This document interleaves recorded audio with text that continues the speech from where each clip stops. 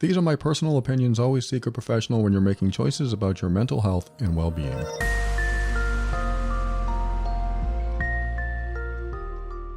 Why can't we get them out of our mind? Why can't we get that person that we used to be in love with or that we lost? Somebody passed away. Why can't they stop occupying space? And that's a question I get every now and then. I just want to be able to move on. And somebody asked me recently, or they said they thought it was unhealthy that they've hung on to this person in their mind for years after they broke up. I'm the type of person that when I think about a past ex, for example, way in the past, I still have a special place for most of them in my heart. They're still there. They don't go away unless they were just rotten.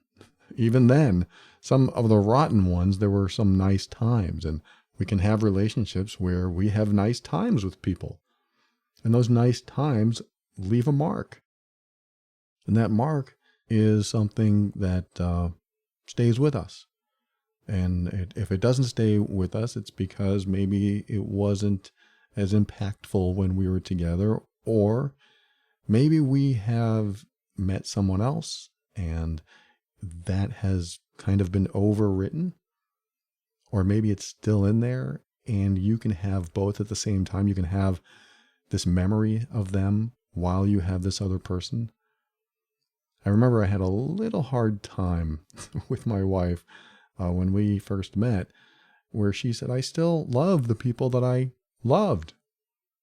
I still love them. They're wonderful people, at least a few of them. Some of them were very special to her, but the relationship didn't work out. And so she is no longer in those relationships, but she still has love for them. And it's not an in-love feeling. It's, I love those people. They're nice people and we're still friends, in some cases. She rarely talks to them, if ever, but she says she still loves them. And I had a hard time with that at first. I was like, what does that mean? What do you mean you still love them? And I didn't ask her that question. I kind of struggled with it, or had a little conflict with it in myself. What? You love these? What does that mean? What does that mean for me? Am I not special in your life? And it's not that I asked those questions. It's just I had some insecurities pop up because of that. And I also didn't know her too well, so I didn't know what that meant. So after some time, I realized she's just a loving person. She opens her heart to certain people. And when that heart is open, when we open our heart to someone else, we're letting them in a place that we don't open to just anyone. And that's kind of why I believe that someone can leave a mark on us or with us. That memory is not only something that we have in our brain, but it's also in a deeper place that we don't let too many people in. I don't let almost anyone in where Asha is. She's in there. My wife is in there at the deepest place inside of me, and no one else goes there. That's my wife's place. And it's also my place. It's our place inside of me, inside of her too, I'm sure. We let people further into us, deeper into our psyche. And because of that, there's a deeper impact from them in us. So even if they treat us miserably for months or years, that special place was still opened up. We opened those doors. And so that deeper emotional place inside of us is also a deeper part of us. That deeper part of us is a part of our identity. And these are my views. I'm not saying this is the truth. These are my views, is that there's such a deep part of us that is part of our identity, that when we are in love with somebody, when we are in a family, that we love someone in our family or a really good friend, we're going to tell them things that we wouldn't tell other people. We're going to let them in closer because we feel safer with them as opposed to other people. We trust them more. And I believe all of these qualities, all of these components of a relationship, the trust, the feeling safe, and just having a deeper connection like that, the love, is going to stay with us. Whether they stay in our life or not, it's going to stay with us. It's going to be a part of us, a part of our identity. So we open this door to this deeper part of us and we let someone in and we share that part of us with them. They are integrating with us in some ways, because then we go around thinking it's not just me in this world, it's us. It's me and you and us, we. And we do things together. We share things together. We talk. And then we can also fight. We can argue. Then we can make up. And then we talk about something else. And then we talk about things that we don't talk about with other people, because we feel okay being vulnerable, exposing the deeper parts of us, the things that embarrass us, that make us feel shame or guilt or silly, make us feel totally exposed to the world. No emotional armor. This is who I am, and I'm going to show you more of me than I am to other people. Or I may show these few people in my life more of me than I'll show to anyone else. Those people know me the best. This is also why when you're in a relationship and you've shown almost all of you or a lot of you to someone else, that if that person doesn't have your best interest in mind, they can do things to hurt you a lot easier than other people, because they know so much more about you. They know how to grab onto your heartstrings. They know what buttons to press. They know how to make you feel bad. They also know how to make you feel good, which is a good thing. But when we open that door to that deeper part of us, we are saying, I trust you. I look at it as saying, I trust you with my heart. Here is my heart. I'm handing it over to you. I trust you with this most important piece of me. I trust you with it. And I hand it over, and then I hope that you do the right thing with it. That's really vulnerable. You are showing the ultimate level of trust.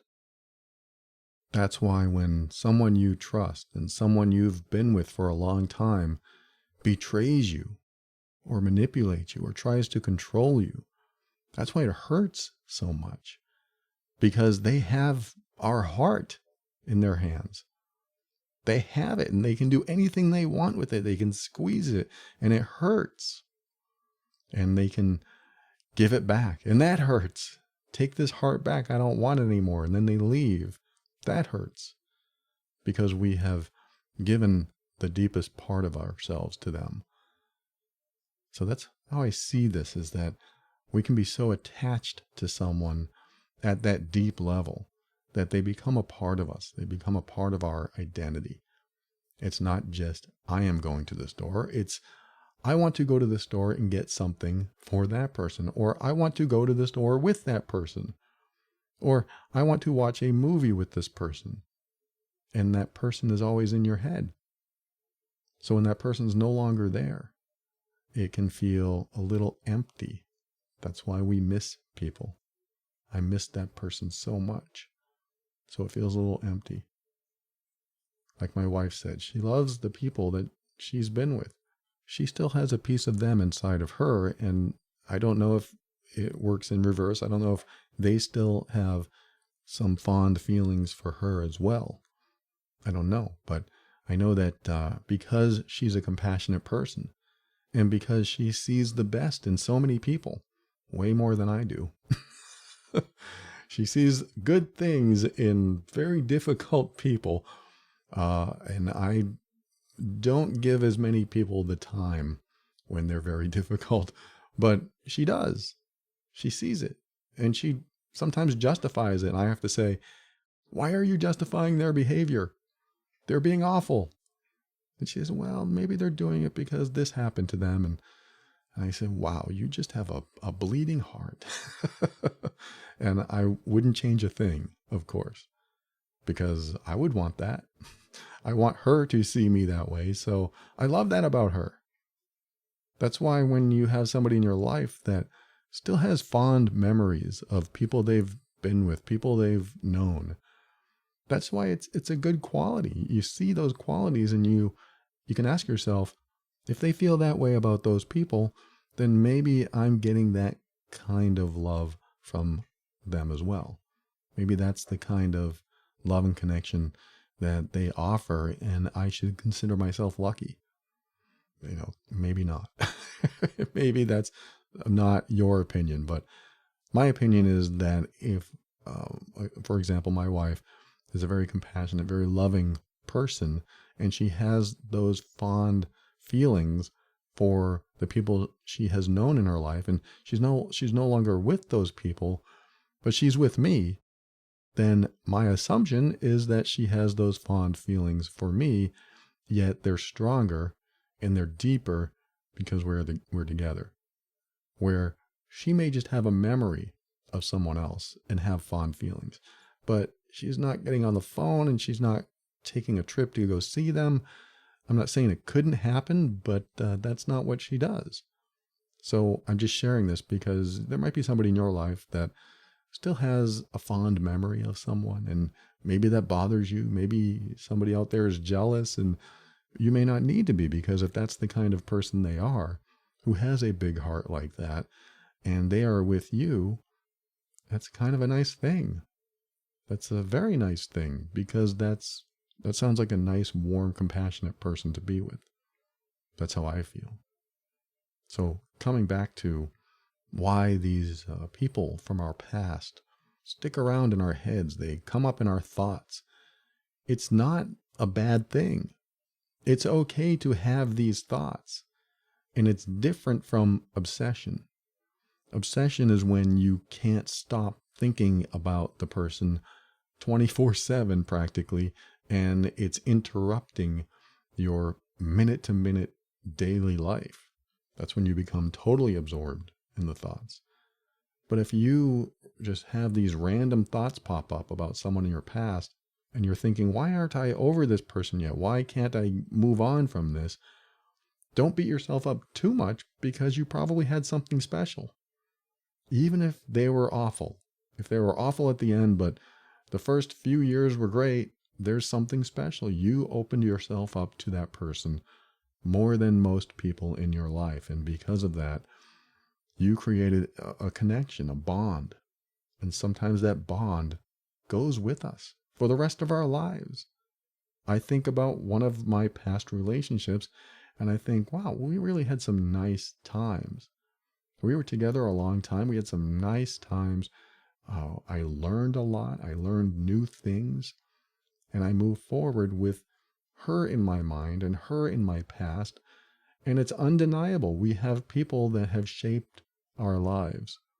And because they shaped our lives, we have become who we are.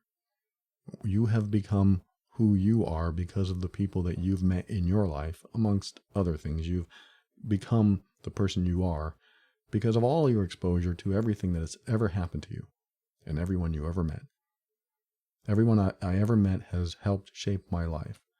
Even the negative people, even the dysfunctional, toxic people in my life, my stepfather has shaped my life. It was pretty bad at first, but I learned a lot. I healed a lot, and I have grown wise because of him, and I have evolved emotionally because of him, and I have learned how to help others because of him. Not that he taught me how to do that. He taught me what it's like to not be healed. He taught me what it's like to be the person he was and is right now. He had a huge effect. Probably 99% of who I am is because of him. Not that he was a positive role model, but because I healed from the way he treated us and our family. If you've never heard me talk about my stepfather, he was an abusive alcoholic, and he made life difficult for all of us until I moved out. He was a very difficult person to be around. And so after I left, I carried a lot of dysfunctional behaviors into my relationships. And I had to heal those things. I had to find those repressed emotions that I never got to express, and those unhealed wounds that stuck with me, and those poor coping and survival mechanisms that I needed to reprogram, learn how to deal with challenges better. Because I looked at the results that I was getting in my life and realized this is not what I want. I don't want to lose another relationship. When I was married to my last wife, I couldn't believe that was ending. How can I lose my marriage that's supposed to last for the rest of my life? I don't want that to happen, yet it did. I don't want to lose good people in my life. I don't want to lose the people that I care for so much. But I had to realize that these things kept happening to me, which caused me to finally look inward and ask myself, what if I was the common denominator for all the problems in my life? What would that look like? If I was the problem in this marriage, what does that look like? What am I doing, or what could I be doing that is causing these issues? If I was the problem in my last relationship, what would that have looked like? What did I do to be a problem? And if I think to myself, oh, I was perfect, there's no problem. I wasn't the problem, she was. If I say that, then I have to dig deeper. I have to tell myself, okay, let's just say that you were the problem. Accept that you were the problem. So what did you do in that relationship to be a problem? Name one thing, Paul. And then I can say, wow, I was pretty critical of her. I wasn't as supportive as I could have been during that time of our life. I was very critical. I was very judgmental. I was commenting on the things that she ate or what she wore. Why did I do that? So I think if I were the problem in this relationship, what did I do that was a problem? And I have to figure it out. That's what I did when my marriage was ending. I finally decided to look inward, open that door into my deeper self, and ask myself, if I was the problem, then what was I doing that was a problem? One discovery I made was understanding the reaction I got when I did certain things, the reaction I got from the people I cared about. Also, and this is even more important, trying on empathy. I put myself in her shoes. My previous partner, for example, I put myself in her shoes and I asked myself, if that person did the things that I used to do, if Paul was over there doing that thing to me right now or saying those words to me right now, how would that feel? I don't even have to try on empathy for that part. All I have to do is ask myself, what if the roles were reversed? What if she was doing the things that I did? How would that feel to me? If that doesn't blow your mind, meaning you reverse the roles and you see your behavior coming from someone else toward you, how does that feel? Now, if you're a kind, generous, supportive person, it's going to feel pretty good.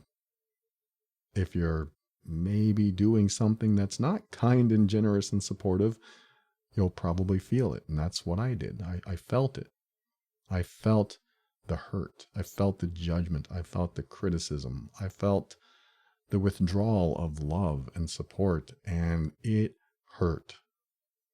And for the first time, this is at the end of my marriage, for the first time, I realized I'm awful.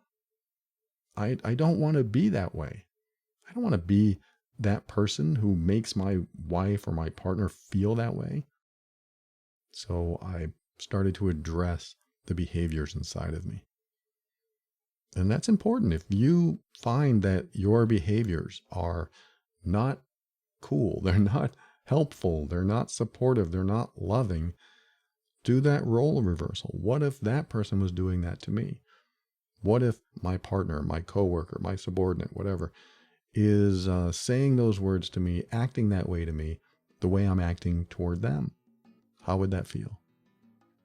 That's just a little thought experiment, but it changed my life. I mean, literally, that's the day my life took a 180. I turned my life around and started healing because I needed to stop being that way.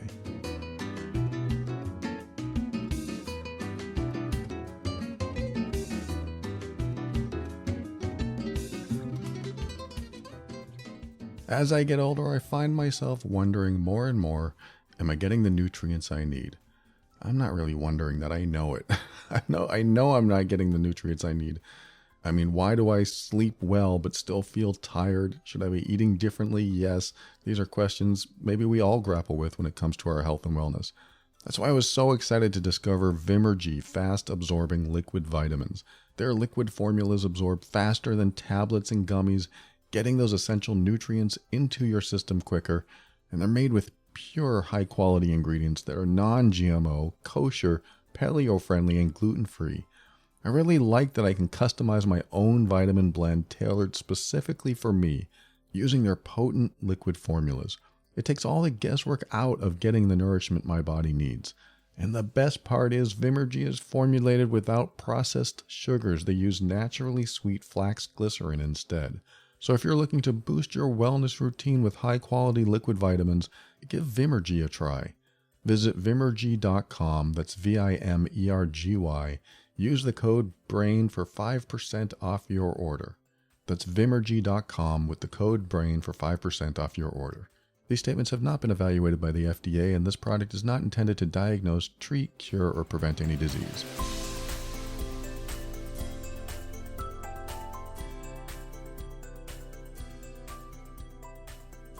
Sometimes we carry the old version of ourselves around for so long we don't know it's an old version that needs an upgrade. We need to change the program because what is happening isn't working anymore. We can find out what's happening if the people around us are happy. If it's in a relationship situation. Or if we're not getting the results that we want, we have to change something. So we can look at ourselves from another person's perspective, and we might see something different. So to the person who reached out to me, who asked the question, why can't I get them, or why haven't I been able to get them out of my mind? It's been years. Those are my thoughts. I'm not saying that they're right. That's just how I think. That's my opinion on this. And you asked me, there's my answer. And I will answer another part of that person's question. They said, I guess I'll eventually feel completely whole. Like I won't think about this person ever again. And why do you think it's taken so long to get them off my mind? And they said, it seems so unhealthy to let this person still have space in my head. But I'm doing a lot better than I was. Yes, you probably are doing a lot better after many years. I do think there's a part of it that if we are not doing other things that are similar enough, that information doesn't get rewritten. For example, why can't I get over this relationship that I was in? I haven't been in a relationship for years and I keep thinking about that other person. It could be because the relationship that you got in isn't hitting the same targets. You have some values that the relationship isn't hitting on, isn't fulfilling. So that could be it. Or it could be something that I remember, like some of the memories that we have when we're really young, or when we're in our first or second great relationship, for example. They are enhanced, they are amplified. We think they are better than they were. So that happens too. Like we can have a memory of something that happened and think that was the best thing that ever happened to me. And it probably was the first time it ever happened, but the second time it happened may not have been the best thing that ever happened to you. So I do believe that the novelty of something new that occurs can also leave an effect, leave a mark in your heart, in the brain. And when that happens, it can seem like it was the greatest or it was the worst or whatever. The novelty of something, the newness of something affects our brain differently and sometimes makes us remember and not get that memory out easily. And as for it seeming unhealthy to let the person still have space in your head, it's not unhealthy. It's a part of you, a part of your life. And you shared that part of your life with someone else, the deepest part of you probably. And when you share that deep part of you, they become a part of you. And that may not sound great, to some people out there may not sound like a good thing. But again, my stepfather became a part of me. I feel like 99%, and I know that is an exaggerated number. So many other factors out there have helped me become who I am today. But it seems like he was the biggest part of my life, and in a negative way when he was in it, but in a positive way because of all I've learned. And that's how I take it.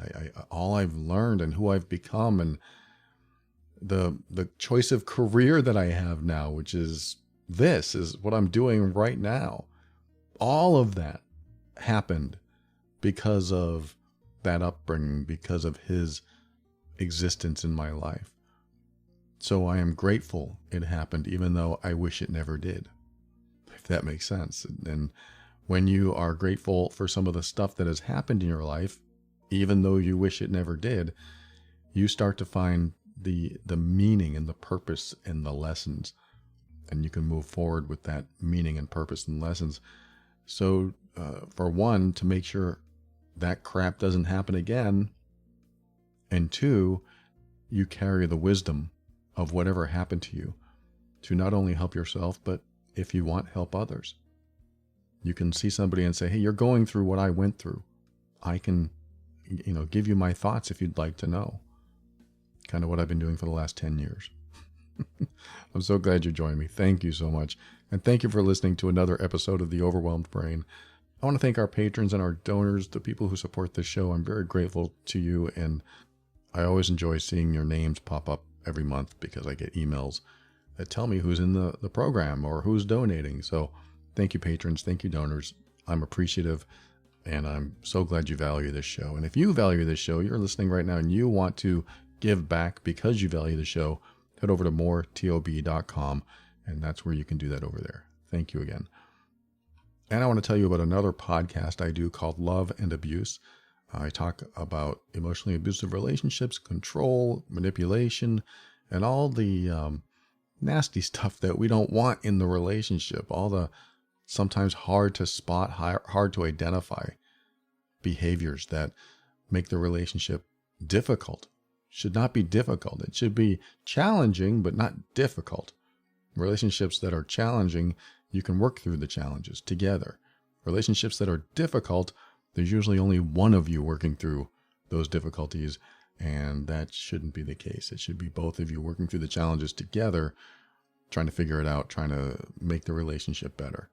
Because a one-sided relationship is like a seesaw with one person on it. It just doesn't balance out.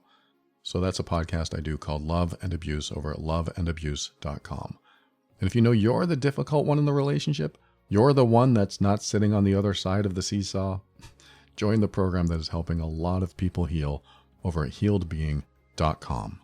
And with that, always keep your mind open, because that's how you make the best decisions. And be firm in your decisions and actions so that you can create the life you want. Always take steps to grow and evolve. You are powerful beyond measure. And above all, and this is something I absolutely know to be true about you, you are amazing.